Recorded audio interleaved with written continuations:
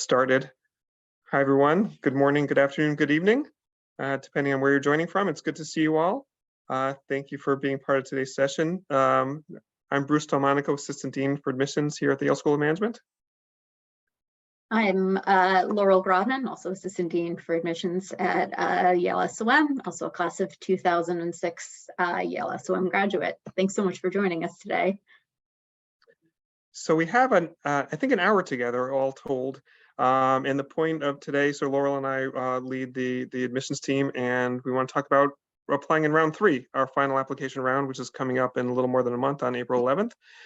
So this session has 2 parts. The first part will be 30 minutes with us, so from noon U.S. Eastern Time till 12:30, and then there'll be an opportunity for you all to join breakout rooms with the others on the admissions team to have a more interactive conversation about round 3 and answer any questions you might have. So the first part will be with us, and then the breakout for some more interactive conversations for the second half an hour till 1 p.m. U.S. Eastern Time.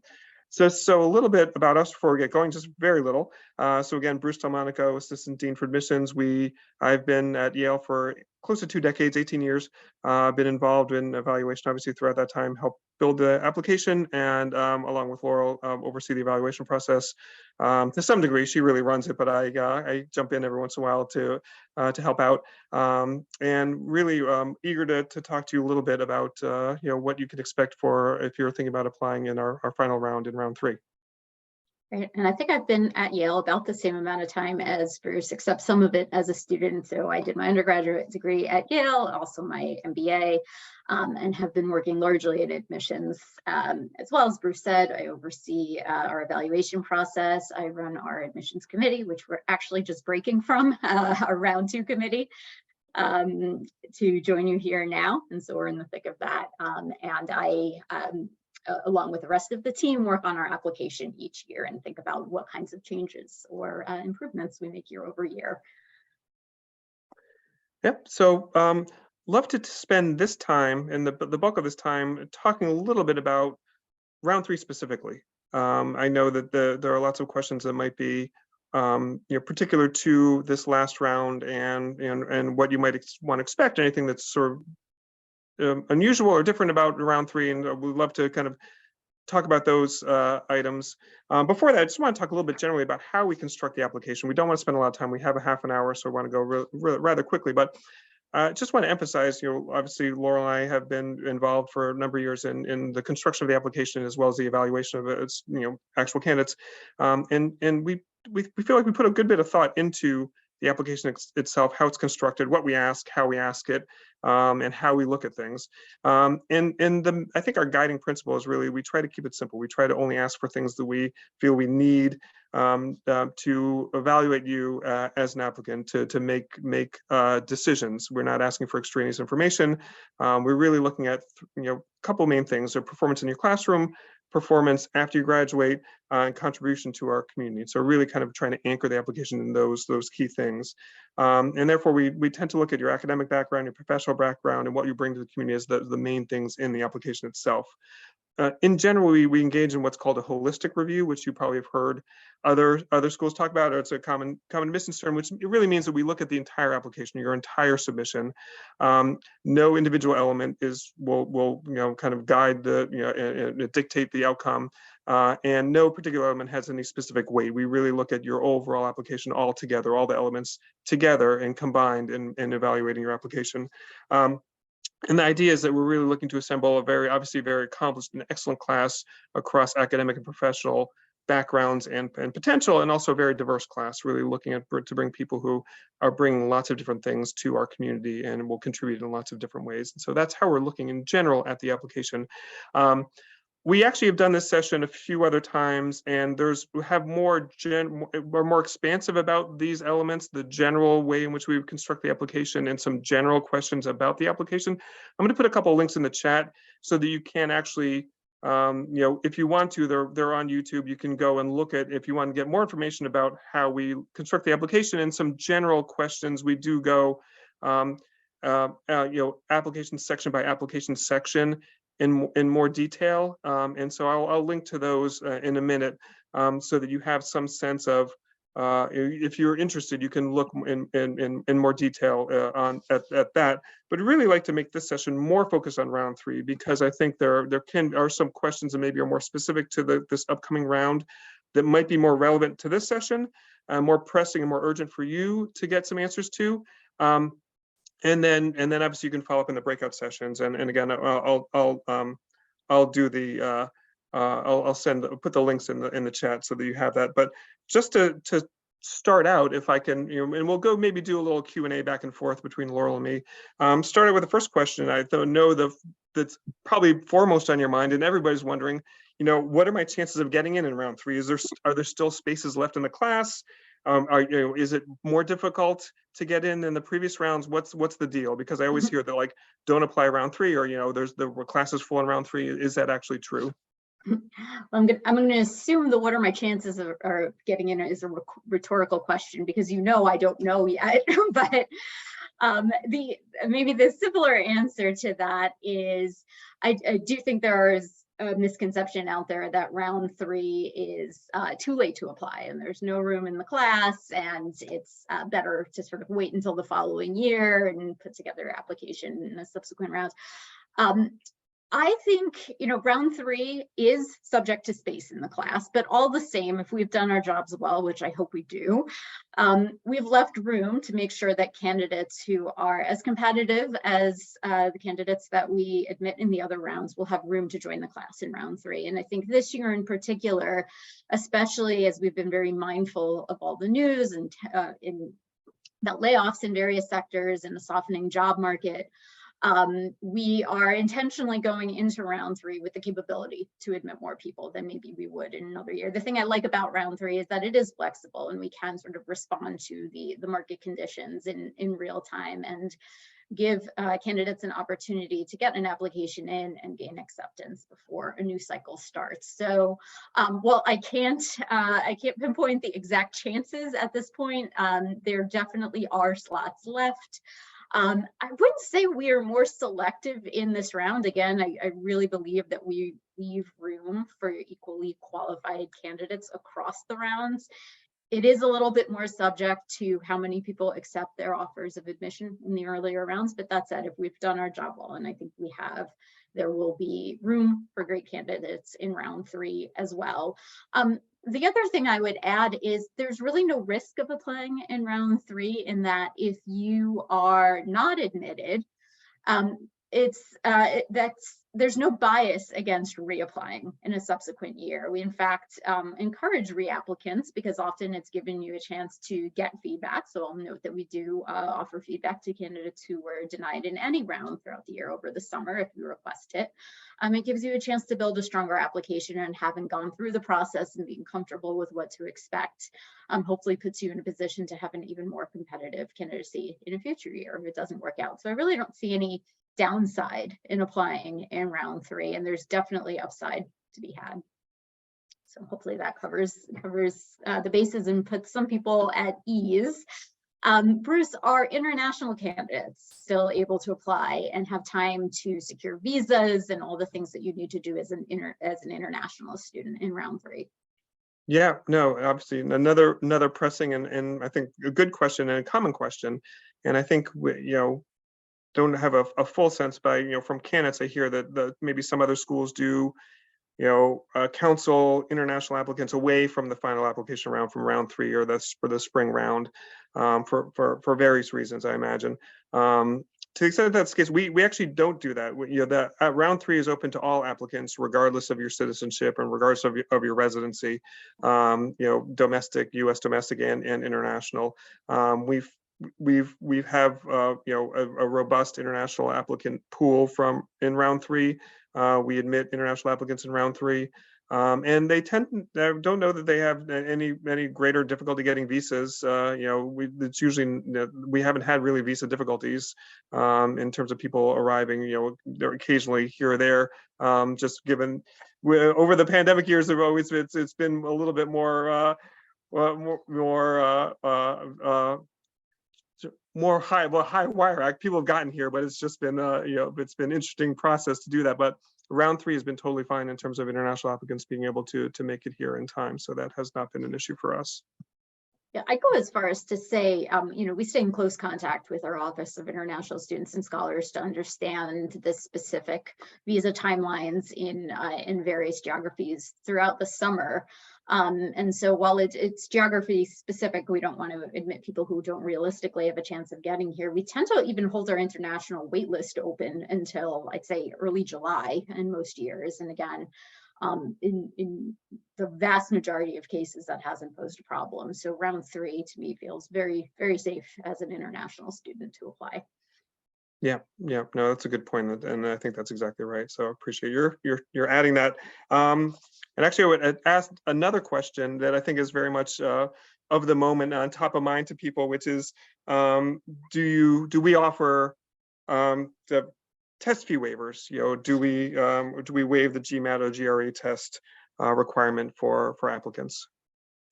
We do not. So we do require a GMAT or a GRE score from all applicants. I think maybe the round 3 specific kind of lens to look at this through, though, is we're always mindful of the circumstances going on around the information that you're presenting to us in the application, and the testing is no exception there. And so if you are on the fence about applying to round 3 and the thing that's holding you back is the testing, and you give it a go now and you're not exactly where you want to be, that's fair information to share with us, and we'll be able to see your testing history. We'll be able to see if this is the first exam that you've taken. And it's not to say you somehow get a pass and the testing becomes unimportant, but we're looking at it in conjunction with other factors. So if you have a candidate, if we have a candidate that's academically, strong in your undergraduate studies or any other academic engagement that you've had, and you've only just recently taken a test and maybe not gotten quite to where you want, that's information that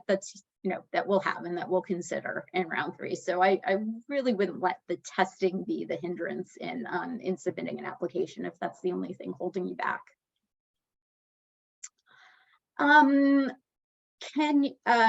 Bruce, can you explain more about what you're looking for in the application essay? So maybe share our essay and give a little bit of insight into what we're looking for in that prompt. Yeah, no, happy to do that. And I think that's another obviously very common question. And for those of you who don't know, our application essay, we have a single application essay. That's actually where our application has evolved over the years. I think when I started, we had 4, and then 2, and now 1, and we've kind of, pared that down and kind of transitioned and added other elements of the application to compensate, and really tried to broaden the base of what were the inputs that we're seeking in the application. I think that's one aspect of how we've evolved and continue to develop the application year over year. But the one essay question we have is describe your biggest commitment. And it's something, I did put links into our, previous version of our best application advice, and inside the application, literally where Laurel goes through the application itself and some other application resources.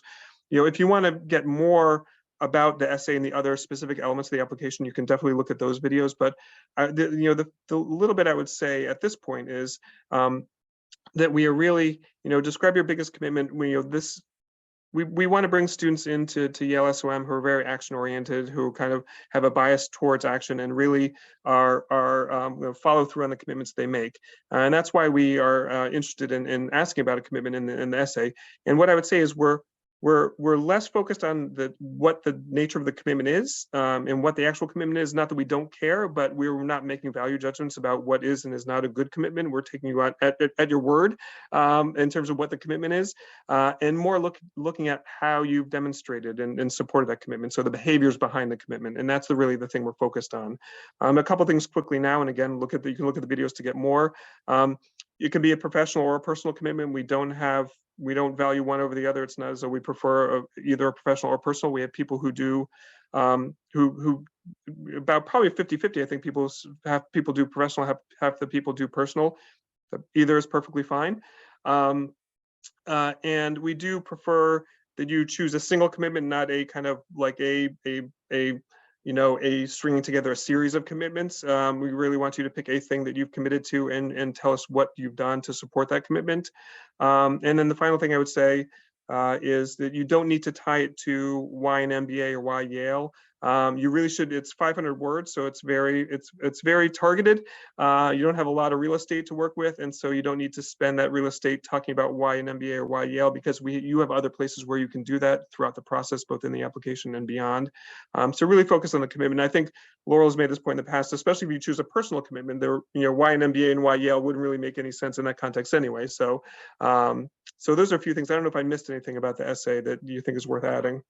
I think that covers it. And hopefully just having the one essay is also a benefit in round 3. If you're looking to tee up that application, there's really just that one thing that you need to focus on.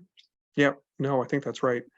Another question we get a lot, and I think this is, again, a more particularly of the moment in terms of round 3, is if I'm unemployed, or if I've had a sort of job disruption or interruption, how should I approach that in my round 3 application? Yeah, no, and life happens. And so I'll start by saying, whether it's, a period of current unemployment or a gap in your job history going further back, these aren't, I think people get fearful that these are disqualifying, or that this is somehow a kind of a bad mark on your record. And it's not the case. People take pauses, or have to take pauses in their career or their academic paths for a variety of different reasons. And so we're certainly looking to understand why and how you spent that time, and to put it in the context of your overall narrative, but they're not outright disqualifying by any means. So I think in the cases where you do have a pause in employment, again, whether it's current or whether it was 3 months or longer, I think previously is the cutoff, we do have a separate space in which we ask you to comment on the time that you were not working. And that's a great opportunity to give us a little bit more context and help us understand, again, what was sort of behind the pause, and what were you, or what are you kind of doing during the time that you're not employed. I would say more generally, this applies to everyone, but certainly in the case of job transitions as well, sometimes an overlooked area of the application is the portion where we ask you to enter your work experiences in a little bit of informational detail about each one of them. And in each of those entries, there is a prompt to explain kind of why, if it's not your present employer, why have you moved on from that employer? And the answers that are not helpful there are got a new job, or basically got a new job, which we see a surprising number of times. Really use that opportunity to explain those transitions. It's something that's actually tough to do within a resume. We get lots of good information about your job in your resume, but we don't get a lot of insight into why you made those transitions. So we're giving you an opportunity to give us a little bit of that insight. So I'd encourage everyone to use that, but especially if you have had a time of unemployment within your experience, use that gap and use those transitions to really tell that story. All right, here's another sort of question around kind of explanations. So, do I need to explain why I waited until round 3 to apply? Yeah, and again, I think that's probably top of mind for a lot of people as you're thinking about round 3. And Laura, I don't know, Laura, you might have a different view about this. I mean, our general advice is to apply when you have your strongest application ready. And it might just be that round 3 is when you have your strongest application ready. Maybe you were waiting to take a test, or you want to build more. Maybe to Laura's point, you had a job transition, you wanted to build more professional experience. Or maybe you did have a job disruption and you're thinking, okay, maybe the MBA, I was going to wait a year, but maybe now's the time to do it. Or we have a lot of silver scholars who are college seniors, and kind of round 3 is a more common silver scholar round for a lot of people. That's the time when you're thinking about applying to those early career options. So I don't think there's any need to explain why round 3 in particular. I mean, again, we're assuming that that's when you chose to apply because it worked with your timing. If there's something particularly notable, you might put it in your optional essay. The optional essay is always a place to put something that isn't apparent from other parts of the application. You don't have to use it, but if there's something kind of unique to your situation that you feel requires additional explanation, you can certainly use it, but I don't think it's required. And Laura, I don't know if you have a different thought there. Yeah, I think I'm in alignment there. I think the default, much like the optional statement, is you don't need to kind of explain it for all the reasons that Bruce shared. I think if if it somehow has a direct interaction with one of the things that we're looking at, you know, your academics, your testing, your employment experience, your contributions to a community, then maybe it's worth kind of bringing in again as an explanatory factor. But I think the majority of the time we're going to assume this is when you were ready, and that's kind of all the explanation that we need. Yeah, no, I think that makes sense. We have a few more topics we'd like to cover, and then maybe some general advice to give before we sort of kick things over. We have 8 minutes before we transition over to the individual sessions. I would say, I know that Diana on our team who's monitoring the session, there are some questions that come in through the Q&A. Make sure to ask those. We're not going to be able to get to those right now, but make sure to ask those in the breakout sessions, because that's with the time to talk to the admissions officers about those specific questions that might kind of build on the things we're talking about. In the meantime, one question, at Ask Laurel, we talked about things like sort of work experience and test scores and the essay. But when and those are things that other applications, other schools have in their applications. What aspects of the Yale application are more unique? Yeah, so I think outwardly facing, probably the two most unique aspects of our application are the two things that happen after you hit submit on your application. So you're not quite done that then. Once you've hit submit and paid your application fee, you'll have a short window of time, a couple of days, to complete our video questions and our behavioral assessment. And so again, the links that Bruce provided go into a fair amount of detail on each of those. So I'll just give a quick summary. The video questions are a series of 3 questions that'll be asked by a member of our admissions team, and you'll have an opportunity to record your response to those. It just gives us a little bit of a different dimension of your application, gives us a sense of how you think on your feet. For those who are non-native English speakers, it gives us a live sample of your speaking skills. So it does a couple of things for us. And then the behavioral assessment, which might be the most unique aspect of our application, also comes after you've hit submit. It is a 20 to 30 minute, I'd say, online assessment that you'll take. So all you need is a good internet connection and 30 minutes. And it is a non-cognitive assessment. So unlike the GMAT or the GRE that you take, that's a measure of your cognitive abilities, this looks at interpersonal and intrapersonal skills that we know are associated with business school success. And it actually helps us to put your traditional academics, your undergraduate performance, your testing in a little bit of a sort of, it's additive to that information. So it helps us better assess who's going to perform well in the MBA classroom at SOM, based not just on those metrics, but some of the other qualities that you might bring to the table, which again, we've studied over time and know are predictive of success in the classroom. So you don't have to do any prep for it. You'll just have to, I think now it's 130 pairs of statements you'll be given, and you have to pick the one that feels more like you. Sometimes neither of them will feel like you, sometimes both of them will. It's not meant to be agonizing at each of these questions. You're meant to move through them pretty quickly. Again, 130 questions in about 25 minutes or so on average. So it's not something you have to stress out about. It's just something you have to be mindful of that comes after that application window, and make sure that you just get to it. We use it with a relatively light touch within our admissions process, but it's something, again, that allows us to move a little bit further away from only relying on testing and prior academics to gauge your potential for success. So those to me stand out as the most kind of unique outward facing elements. I don't know, Bruce, if you'd have had anything to add there. No, I think that sounds great. Okay. What would you say is, maybe 2 questions, the biggest mistake that candidates make when applying to Yale SOM, and how can someone's application stand out?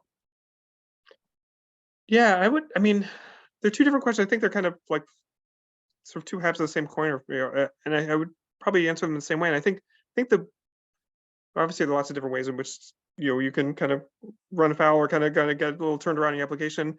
But I think one of the biggest mistakes, and maybe one way to stand out, is by not trying to stand out. I think that one of the biggest mistakes people make is to try to do too much to kind of like stand out in an artificial kind of way. I think the strongest applications are ones that where you really are sort of true to yourself and presenting your true self and not trying to stand out. I think what happens is, as we're reviewing applications, we're looking at each element of the application and we're kind of like trying to put together a picture of you based on each of those elements. And the more you're kind of stretching in different directions, those pieces don't really align well and they seem a little out of whack. And I think that sometimes by trying to stand out or by doing too much, by saying like, Yale is the, I'm going to apply to Yale and this is what they're known for. So I'm going to be that kind of candidate, or I'm applying to this other school and that's known for that. So I'm going to be that kind of candidate. Just be yourself. I think you hear that a lot from admissions officers, and there's a reason why. That sincerity and that sort of the authenticity, as it were, kind of comes through. And if you're really trying to stretch yourself or kind of present a version of yourself that's not really who you are, so things can seem misaligned. And I think that's the biggest mistake, and also maybe the way you stand out in a negative way. The way to stand out is really not to do that. So that's what I would say. I have a couple more questions. One, this is the one that's on a lot of people's minds. Okay, you've talked about admission in round 3. What about scholarships? What are the opportunities for scholarships in round 3? A pretty similar answer to our sort of admissions question earlier on, which makes sense because the two are closely linked. We give merit-based scholarships at the time of admission, and they're based on the same criteria that we're using to make admissions decisions, just sort of exemplary demonstration of those same things. And so, round 3 is, again, similar to admissions in that it is subject to what the results of our first 2 rounds of enrollment look like. So if more scholarship funding has been taken up in the first couple of rounds, that necessarily means that there'll be less. So, on the whole, I think applying in round 3 can be a little bit riskier if you are depending on, we're hoping to secure a scholarship. So of course there's no guarantees in any round, but I certainly wouldn't say there's never scholarship funding available in round 3. It's a little bit more subject to what's happened in the first couple of rounds, but I do expect there to be some funding available this year. I mean, if I had to guess. So I wouldn't, again, necessarily let that get in the way because it's just an uncertainty at this point. All right, I'm going to ask one more round 3 related question, maybe before we quickly wrap things up. Sure. Obviously, we're all hoping for an admit decision in round 3, but what happens if I'm waitlisted in round 3? Yeah, there's no more rounds. There are no more rounds, right? But there is more time before the start of school, and we do, we obviously, as we're making admissions decisions, we admit, waitlist, deny. Lots of people waitlisted, and we talk about round 1 and round 2. If you're waitlisted in one of those rounds, we will consider you in the subsequent round. A waitlist decision is not an uncommon decision. Sometimes people are waitlisted even without being interviewed, and then they will be interviewed in the subsequent round. I would consider round 3. I think the summer would be the subsequent round for round 3, and we actually do keep a waitlist into the summer, June, even July. School starts in August. Even as Laura said earlier, international candidates can be waitlisted and carried into the summer as we're trying to kind of craft the class and complete the filling the class.